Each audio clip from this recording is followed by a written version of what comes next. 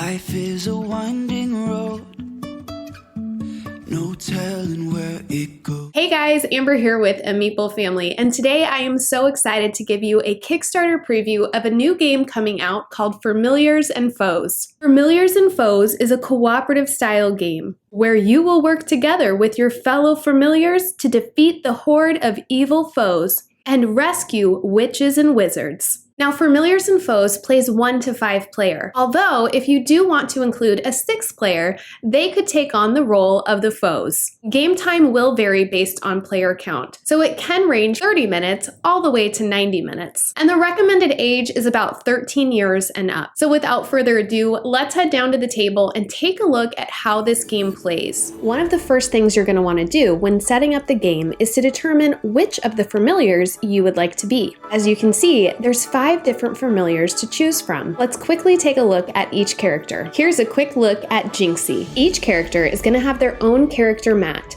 and on this character mat, you're going to have magic points, health points, your character's asymmetric physical attack ability, as well as their special ability. Above the physical attack, you're also going to see what element your character is strong against. So Jinxie is strong against air foes. In addition to the player mat, each character is also going to have a beginner spell scroll. And we'll go over this in more detail, but basically, these are the spells that all of our characters will be able to do at the beginning of the game. Now, they're all slightly unique due to the asymmetric abilities of each character, but they're pretty similar in how they work. And like I said, we'll go over these in just a moment. Each character is also going to have a training scroll. In a nutshell, this training scroll gives our characters a list of things they need to complete before unlocking their advanced spells. We'll go over this in more detail, but let's go ahead and look at the other characters. Here's a look at Figitch.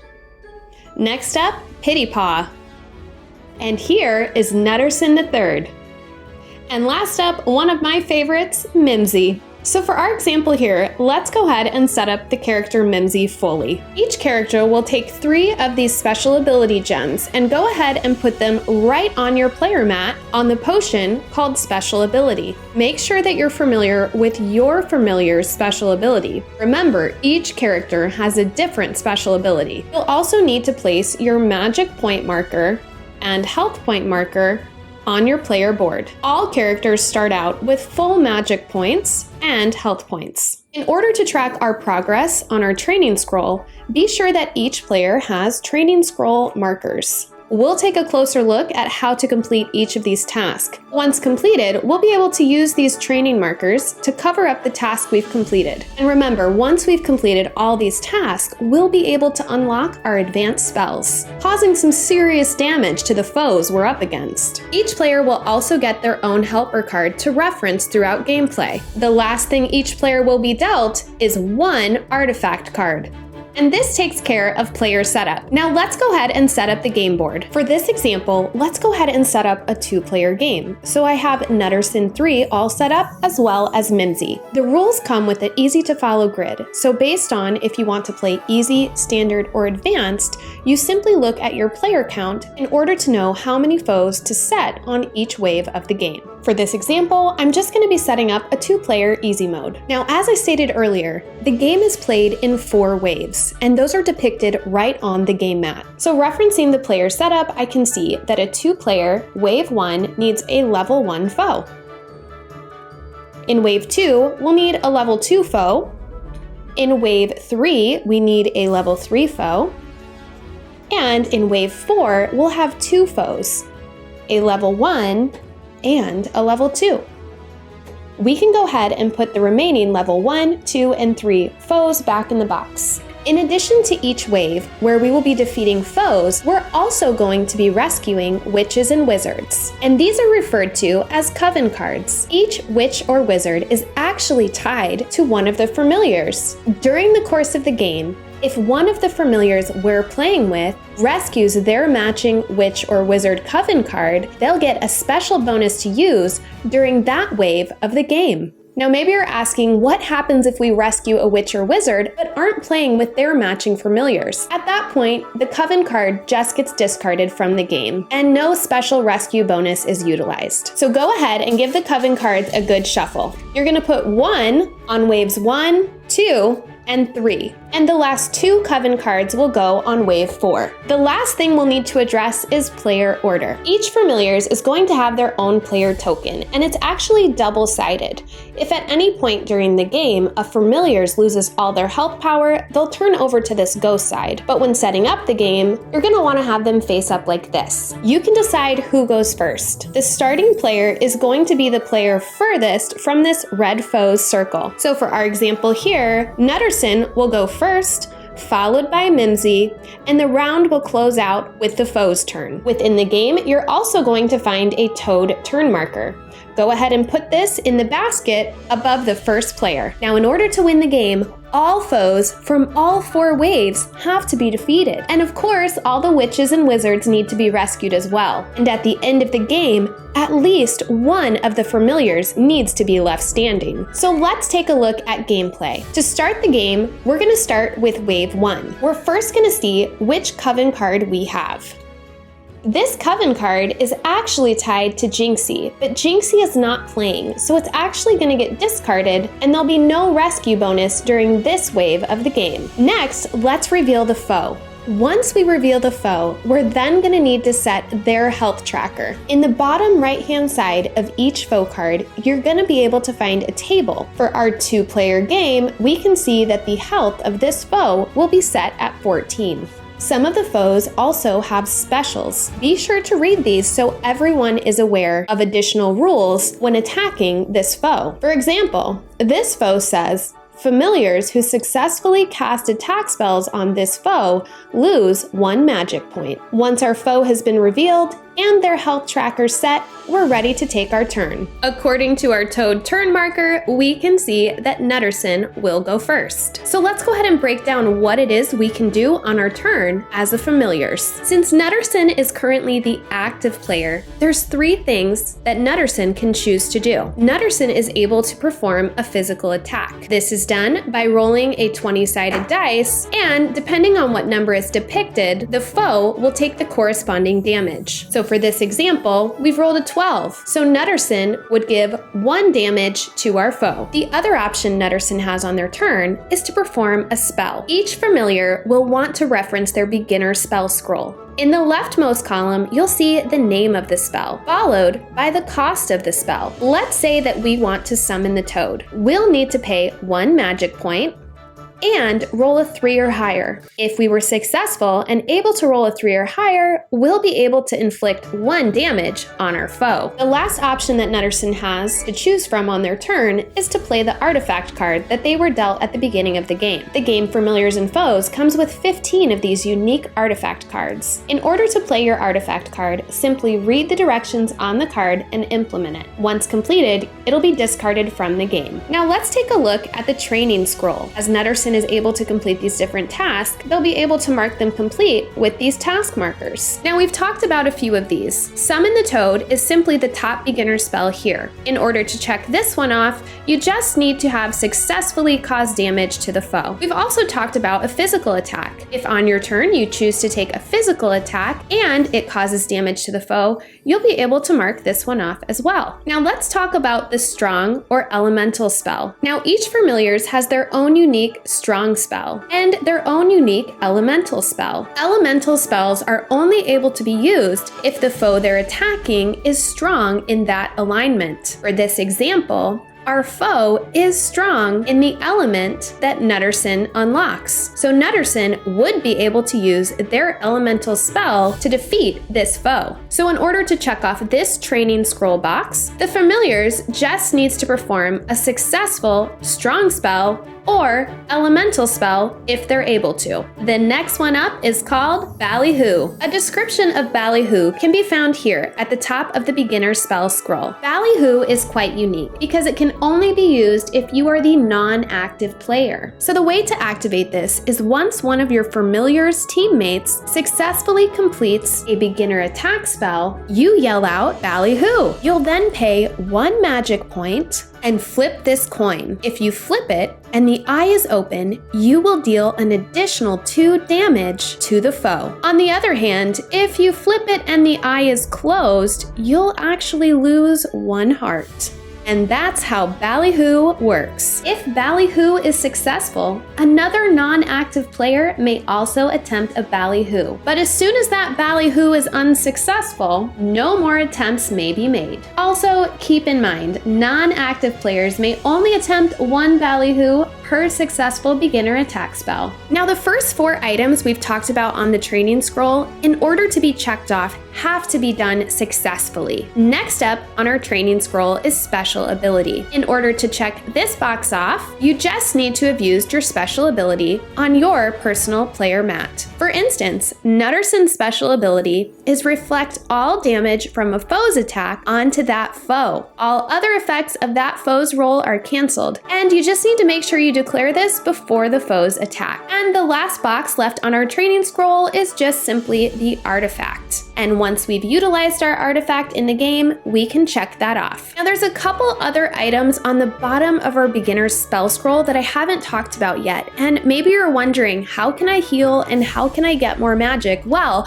on the bottom of the beginner's spell scroll, you're gonna find 2 restorative spells. In order to heal and get more life, you can give up a certain amount of magic points and gain that amount back in health points. And if you're looking to acquire more magic, for every 1 heart paid, you'll gain 2 magic points. So just to reiterate, as the active player on your turn, you can take a physical attack, utilize something on your spell scroll, or play your artifact card. As you complete certain tasks, be sure you check off the corresponding box. Once all of your training scroll duties are complete, you'll be able to then unlock your advanced spell scroll. Now, in addition to picking one of either the physical attack, a spell, or artifact, you can also play a special ability, any foe rewards you've acquired for defeating a foe, or rescue bonuses that you've received for rescuing a witch or wizard. Just keep in mind, during the game, you only have 3 special abilities to use, so use them wisely. Now, what if you're not the active player? There's also some things you can do on your teammates' turns. One of those is use a special ability. You can also use a foe reward you have earned for defeating a foe. And don't forget about the Ballyhoo. As long as your teammate has made a successful beginner attack, you can pay that magic point, flip the coin, and hopefully add 2 more damage to that foe's attack. Now, in order to give you an idea of how the game plays, let's go ahead and play through a round. So first up is Nutterson. For Nutterson's first turn, they're going to perform a physical attack. So I simply need to roll the die.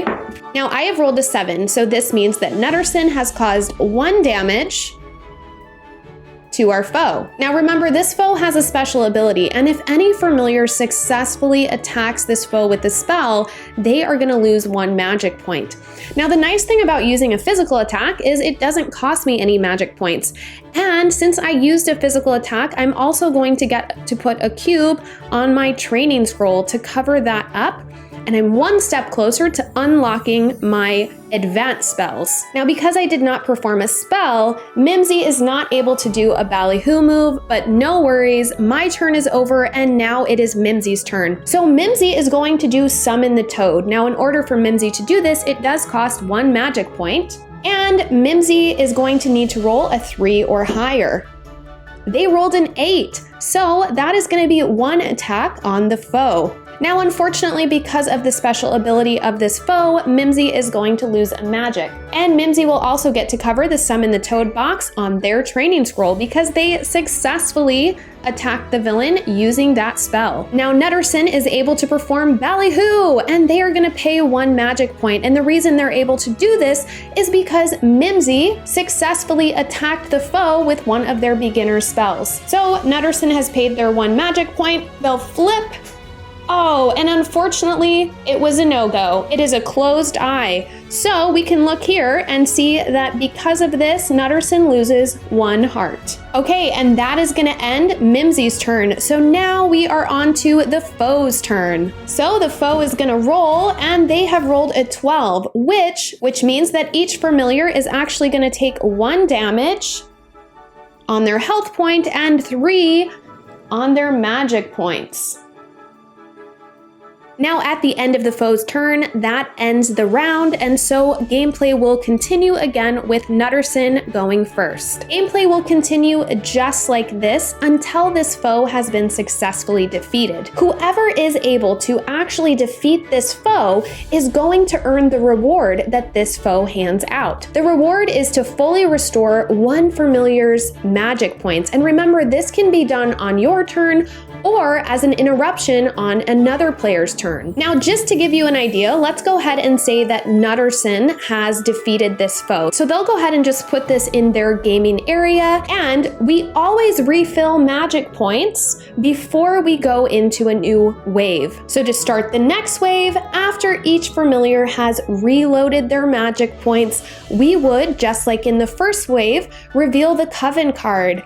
Okay, so for this Coven, I can see that Nutterson is actually going to unlock this rescue bonus because this is the matching witch that goes with Nutterson. So at any time, only during this second wave when this witch was rescued, Nutterson will be able to play this. Now, if for instance, our foe is defeated and Nutterson has forgotten to play this, it will just be discarded from the game. Just like we did with our first wave, we will go ahead and look at the chart here in the corner. In a 2-player game, we will set the health of this foe to 15 and we're ready to play. Now, there may be times when you're playing and you have multiple foes out. Just be sure that before you deliver attack, you announce what foe you are attacking. Of course, as we stated earlier, the goal of the game is to get to that 4th wave and defeat those foes and rescue our witches and wizards. And that's a quick overview of familiars and foes. Well, thank you so much for joining me down at the table as I walked you through how familiars and foes works. Of course, the goal of a video like this is to give you an idea of how the game plays and if it's a good fit for your gaming table. Now, I do want to mention that the gameplay we saw today has all been done with a prototype, and I do know that the designers reached out and said that a few things will be changing. And you can refer to their Kickstarter page to get a detailed look of how all of these components may be different in the Kickstarter physical copy. Now, there was one more element of gameplay that I wanted to discuss very quickly before I get into my thoughts on this game. I think this is a really cool element of the game, and it is the ability to revive a fallen familiar. So at any time during the game, if one of your teammates loses all their health points, they're not quite out of the game yet. There is a feature on the back of the advanced spell card that allows you to revive a teammate. This was definitely something that came in handy for our family when we played around the table. There is a small cost involved of 2 magic points,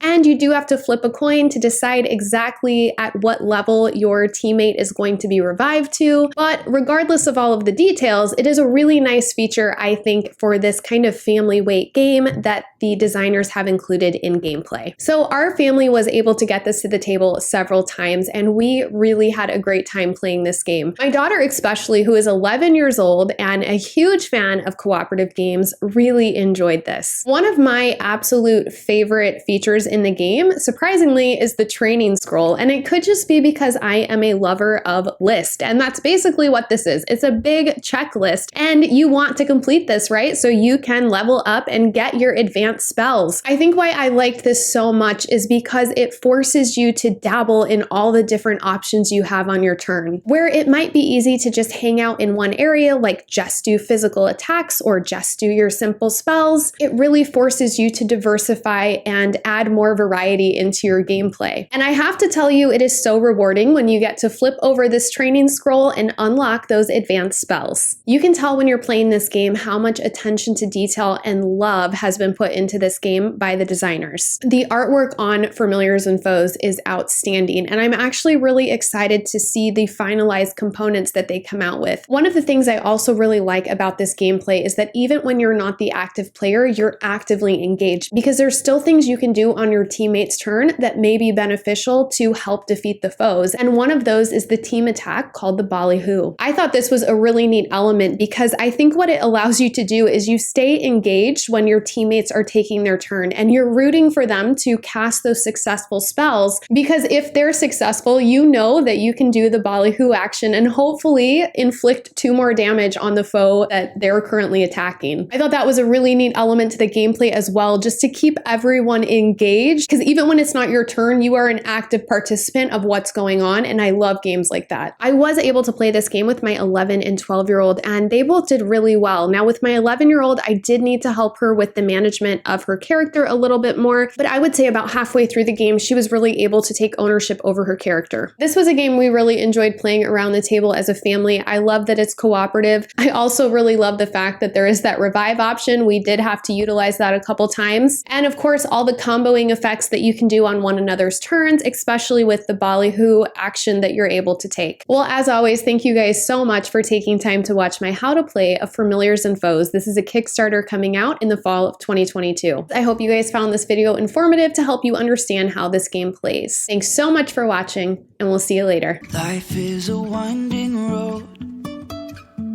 no telling where it goes.